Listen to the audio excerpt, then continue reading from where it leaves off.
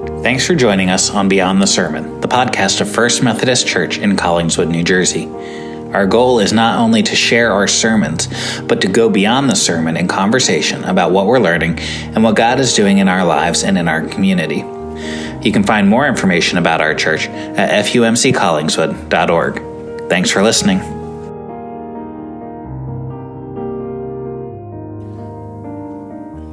Have you ever found yourself in the position in which you were faced with two, or maybe even more than two, difficult choices? Right? A situation where there just doesn't seem to be an easy option. I think we've all been there at one time or another. It could be that we're not happy with our health or our weight, and we have to choose, right? Whether we're going to stay unhappy, that's one hard, or to choose to make the changes we need to our lifestyle, our diet, our activity levels. That's another hard. It could be in a relationship that the relationship is struggling, and we can either do the hard thing of working through it and talking through it and getting through it together, or we can let that relationship wither and fall apart. Both options are hard. The fact remains that even in the midst of those situations where we feel like we only have a hard choice, we always have a choice to make. It's not always between a difficult option and an easy option. If it were, I think we'd most often take the easy one. But more often than not, it's a choice between two difficult choices. In our household, we talk about this as choosing your hard, right? Either option is going to bring its own challenges, but we have to choose which challenges we're going to embrace and which challenges we're going to lean into because of what is on the other side of those choices.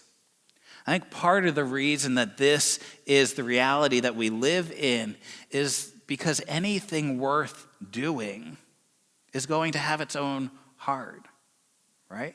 Can you think of some time where there's just an easy choice and the thing on the other side, it was something of immense value and worth you? No. Those things come through challenge. They come through hard work. They come through hard things. So we always have a choice. And while it can be tempting not to choose and just kind of let things happen, not choosing is its own kind of choosing, isn't it? We just give up our ability to influence what is going to happen. In the passage that Jeremy read for us this morning, I think the Israelites are in one of those positions where they have to choose their hard. They have to choose to lean in to what God's doing, or they have to choose not to lean into what God's doing, but both are going to be hard. You see, the Israelites have been delivered from their slavery in Egypt at this point. They've been to Mount Sinai and formed a covenant with God there, and now God has led them to the very threshold of the promised land, the land he promised to Abraham to give to his descendants. And there at Kadesh Barnea, God told them, before you go in as a people, send in a group of spies to scout out the land, to see what it's like. One spy from each of the tribes of Israel. Those spies were to see how the land was, but also to see what the people there were like, what the cities were, how strong they were, and then to come back and give a report to Moses and the people. And when they come back from seeing the land, that's where Jeremy started reading this morning. And they brought this report that was part of our scripture reading today that said, these 10 spies, they said, the people are too big. The cities are too strong. We can never conquer this land. But then two of the spies, Joshua and Caleb, said, well, that's true, but God can do it. You see, they believed that God was able to do what God said he would do. There was something different about Joshua and Caleb. And we know a little bit more about Joshua, right? He shows up a good bit through these early Old Testament stories. There's even a whole book of the Bible named after Joshua and how he led the people to conquer the promised land. But I want to take a little bit of time this morning and look a bit more at Caleb. Not just here in Numbers 13, but to look at the sweep of his story through the Old Testament, not just in Numbers, but also a little bit in Joshua, to see what we can learn from Caleb about what it means to trust God even when the challenges are great. Because I don't know about you, but I find myself living in some challenging times. And it's not just because all my worship leaders are out of town. But I find I'm living in some challenging times, and there are some things that are happening in the world around me that are a challenge to me. And they challenge my faith some days. And so I want to share with you some of the stories that I've been learning from Caleb. Some of these are lessons that I've learned now several times, and I'm still learning. Sometimes I have to learn things 2 or 3 times before it really sinks in and sticks. But I want to look at some of these lessons I've been learning about Caleb and share them with you. So back to the story, right? The spies come back from scouting out the land, and the majority of them, 10 out of 12, give this report to the Israelites that they wouldn't be able to take the land from the inhabitants. But then Caleb stands up and silences the crowd. Here's what verse 30 of Numbers 13 says. Then Caleb silenced the people before Moses and said, "We should go up and take possession of the land, for we can certainly do it." He says we should go up. We can do this. And he stands alone as the lone voice against the majority, believing that they could trust God's word to them.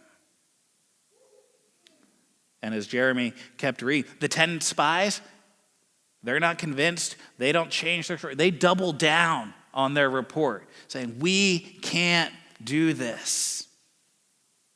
And as all this is taking place between the spies and Moses and the people of Israel find themselves standing on a precipice, right? Not a literal cliff where they're looking down over the edge, but a precipice. This is a decisive moment for the people of God. The same people, by the way, who had seen God demonstrate his power over the gods of Egypt through the 10 plagues. The same people who had walked through the Red Sea on dry ground. The same people who had met with God at Mount Sinai with the thunder and the lightning and the fire and the smoke. And they entered into a covenant relationship with God. The same people who are now ready to abandon the whole project, elect a new leader, and go back to normal. To go back to what was familiar. To go back to what they were comfortable with. Even though normal and familiar and comfortable was slavery in Egypt. Let that sink in for just a minute. The people who had seen the miraculous acts of God fighting on their behalf get one bad report and they're ready to throw it all away. And in this life-defining moment, they chose poorly. Rather than trusting the God who had delivered them, they let their fear choose their heart for them. They failed the test. The result of failing that test was that they were going to wander around in the wilderness for 40 years until each and every one of those adults who were old enough to be part of making that decision died in the wilderness.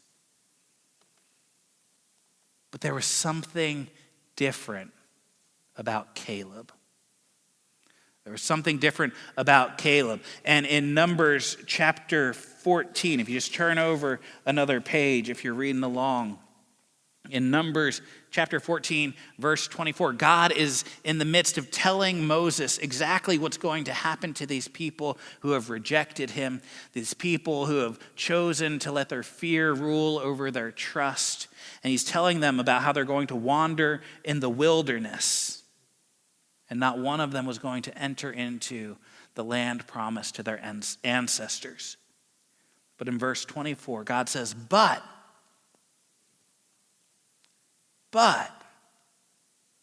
because my servant Caleb has a different spirit, and he follows me wholeheartedly, I will bring him into the land that he went to, and his descendants will inherit it.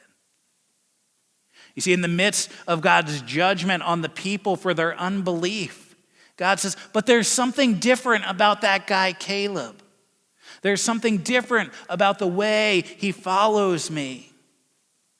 And because of that, I'm going to honor that. I'm going to honor Caleb because of the way he follows me wholeheartedly. And I think there are three differences that we can point to, three lessons we can learn from Caleb that are different than the other spies, different than the people who chose to believe the report of the spies. Three differences that we can learn about from Caleb that can help us when we face even challenging times. First of all, Caleb saw things with a different perspective. Right? Because he didn't see different things than the other spies. They all went together. They scouted out the land. They all saw the fortified cities. They all saw the good produce of the land. They saw the giants who were living there.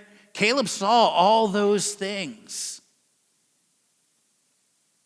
But he didn't just see those things. Caleb's vision, his perspective was of God and what God could do, not what the Israelites could do on their own, but what God could do on their behalf. You see, Caleb chose to see things, even scary, challenging things, through the eyes of faith. He trusted that God would do what God had said he would do. Caleb saw things with a different perspective. And that different perspective then led him to have a different kind of obedience. Right? God himself said, Caleb follows me wholeheartedly. There was no division in her heart. There wasn't one part of him that wanted to go into the promised land and one part of him that wanted to go back to Egypt. There wasn't one part of him that said we can trust God and another part that said, maybe not. Caleb followed God wholeheartedly. There was no wavering in his heart. There was no wavering in his faith. There was no compromise in his trust in God. So much so that he was willing to stand not just against the 10 spies, not just against the majority of the people he had been sent to explore with, but against all the people of Israel. He stood up even when it was unpopular because Caleb had a conviction about what God could do that was stronger than his fear of what the people around him thought. Caleb had a different kind of obedience based on that different perspective that he held. And it led him to have then a different perseverance. See, when the going got tough for the people of Israel, they said, let's get out of here. Let's go back to Egypt.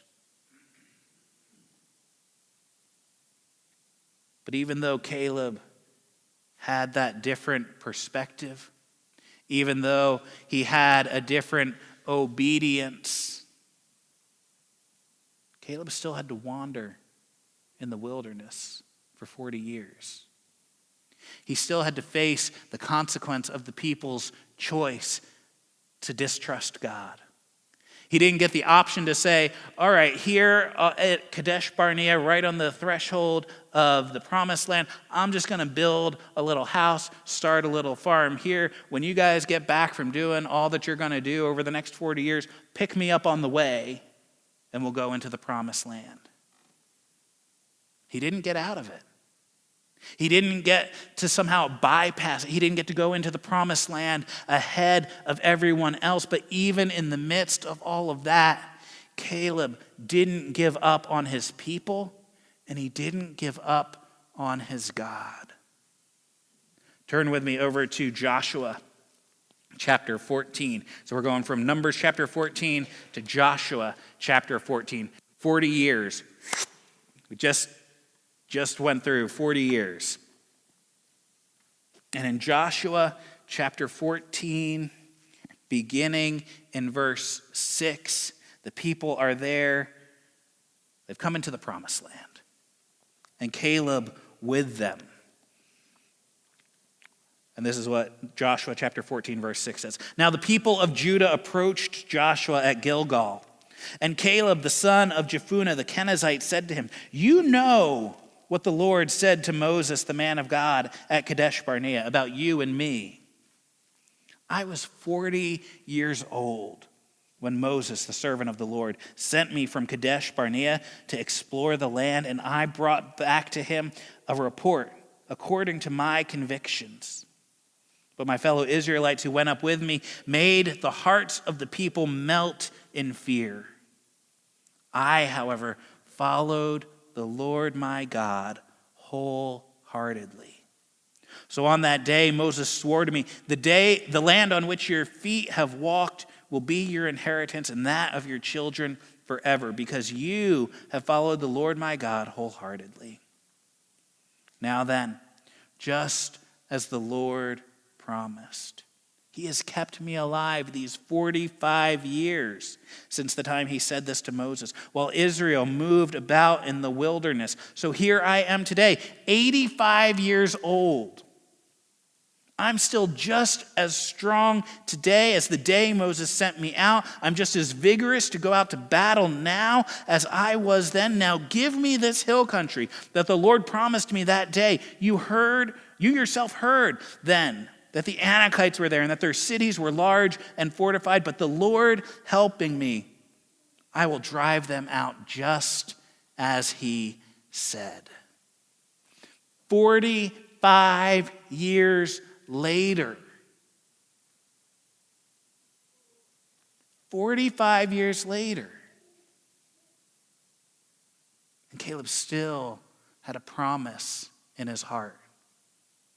45 years later, he still had a conviction that God would do what God had said he would do.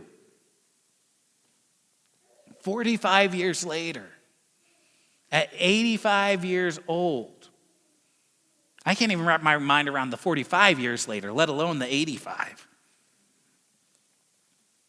45 years later, Caleb is still ready for a fight. He's still ready to obey what God has told them 45 years ago and what God was telling them again now. You see, Caleb had a different kind of perspective. He had a different obedience, and that led to a different perseverance. And the result of all of that was that Caleb received a different inheritance, a different legacy than the others of his generation. If we continue reading in Joshua 14, verse 13, then Joshua blessed Caleb the son of Jephunneh and gave him Hebron as his inheritance.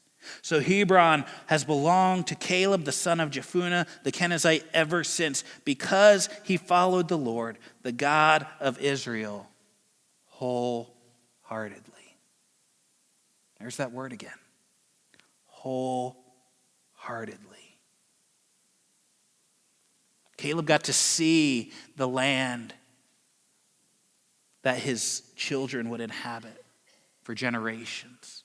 He got to be part of seeing what God was going to do because he trusted in what God was saying. He got to enter the promised land, and he's one of two whose names we even remember. Without looking back, could any of you name any of the other 10 spies? I can't. But there was something different about Caleb. And that something different was that he followed the Lord wholeheartedly. And I think we in the church in America today, and here at First Methodist in particular, are facing a similar kind of precipice as the people of Israel were that day. But it's not necessarily a cliff that we need to be worried about falling off of. It's a cliff we've got to prepare to climb, a hill we need to take. You see, I think this is a decisive moment for our generation. And just like for the Israelites, that generation was all of the adults who had come out of Egypt together, all the adults who were able to make that decision. I'm not talking today about a generation like Gen Z or millennials or Gen X or baby boomers. I'm talking about all the people of God who are alive in this time, the ones who are here for such a time as this. And COVID has accelerated some of the shifts that were already taking place within our country and our culture. But I also think it gave us an opportunity to leave some of Egypt behind us. Things that were normal and familiar and comfortable. But also some things that maybe we'd become slaves to. See, the church in America today is having to wrestle with what it means to follow Jesus faithfully, even when it's not the popular option. We're living increasingly in a post-Christian culture, which is reacting against the Christian culture that some of us grew up in and have known. But it's not just returning to a culture that was pre-Christian, but it's reacting against Christianity. It wants the benefits of Christianity without the restrictions. It seeks to undermine that biblical worldview. See, people today don't want to be told there's such a thing as sin. And after 7 weeks of Lent, I don't want to hear it anymore either. But we want the freedom to be whoever we want to be today. And that means there's increasingly little tolerance in a culture of tolerance for a Christian worldview that says truth is revealed and absolute. In the sermon series that we did in the fall, we talked about this as living in digital Babylon, right? We're not living in Jerusalem like we used to. The culture around us isn't as friendly as it once was. And it's more like we're the Jewish exiles living in Babylon than the Jewish people living in the promised land. And Babylon has different values and priorities, and it seeks to impose itself on us. And friends, the reality is we can't go back to normal. We can't go back to what was comfortable or what was familiar. Whatever the future looks like, it won't be the same old normal that we knew once upon a time. And that's not necessarily a bad thing. You see, the church in America has been in a maintenance mode, managing its decline for a long time. But the church throughout history has always been at its strongest when it's being opposed, when it's acting in a counter-cultural way. The church father Tertullian is quoted as saying, "The blood of the martyrs is the seed of the church." It's when the church has received the most persecution that it has grown the fastest.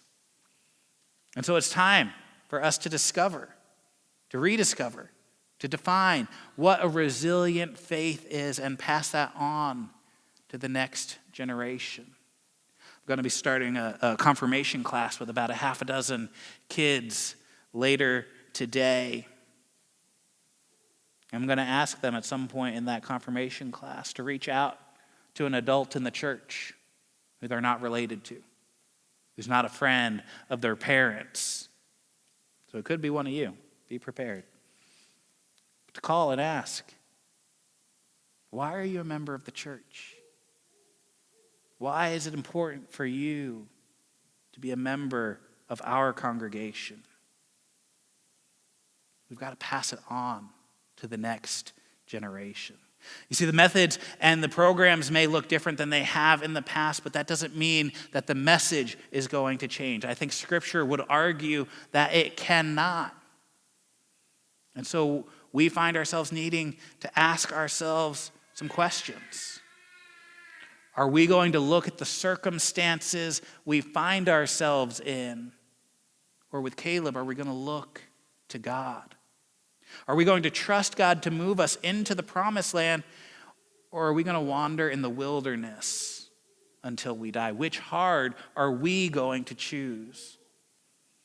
And so it's time for us as a church to take a stand, and as Jude said in his epistle, to contend for the faith which was once and for all entrusted to the saints. And to do that, we've got to get clear on what it means to follow Jesus wholeheartedly, even in the midst of 2023. What does it look like to live with a biblical worldview on things like salvation, integrity, sexuality, priorities, success, and performance? And friends, I'm not here to tell you that I think it's going to be easy. I think it's going to be something of a fight. But a fight that's done in love. Because we're not called like Joshua and the Israelites were to conquer the nation around us. But we're called to win them with love.